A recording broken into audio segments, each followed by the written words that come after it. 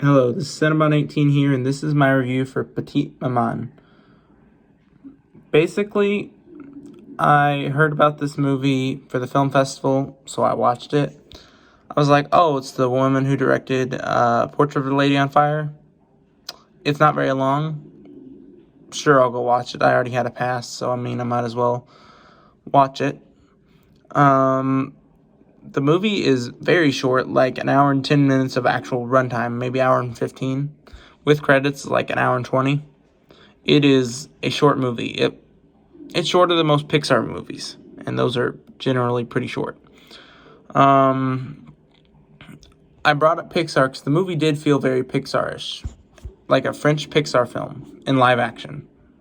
But the film it would have worked really well as a Pixar film.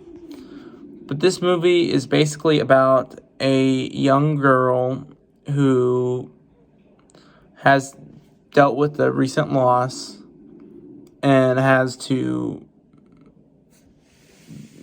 be somewhere to deal with that loss, has to be in a place while her family is figuring stuff out. So she is at this countryside house where she goes out in the country and meets this other little girl and who is building this fort. And they build this fort together. And they bond over each other and they bond. I'm not quite sure what the movie was exactly trying to be or to say. It was well made.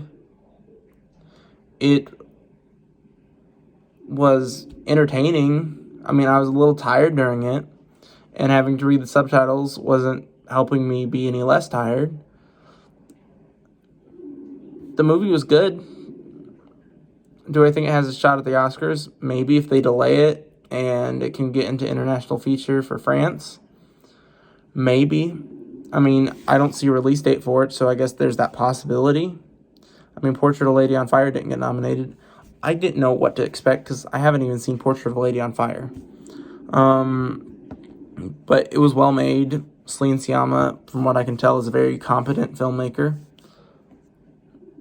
The story was heartwarming. I think it would have been better as an animated movie. But it worked in live action just as well. It's surprisingly kid-friendly. I didn't know what to make of it, but it was, at the very most, it's going to be like a PG-13. If it's R, it's for language, and I don't even think there was that much language in it, if there was any. It very well could be a PG-13 movie that kids could watch but aren't going to want to because it's in a foreign language and they got to read the subtitles. But, like I said, this movie will not get nominated for Oscars unless it gets delayed because Titan is going to be French's submission this year. So, there's that. Whenever this movie does come out in wide release, would I recommend it? Sure. Maybe wait till it comes on streaming or something. Because it's very much a short movie, and sometimes people don't want to go to theaters and pay outrageous ticket prices and get popcorn for a 70-minute movie.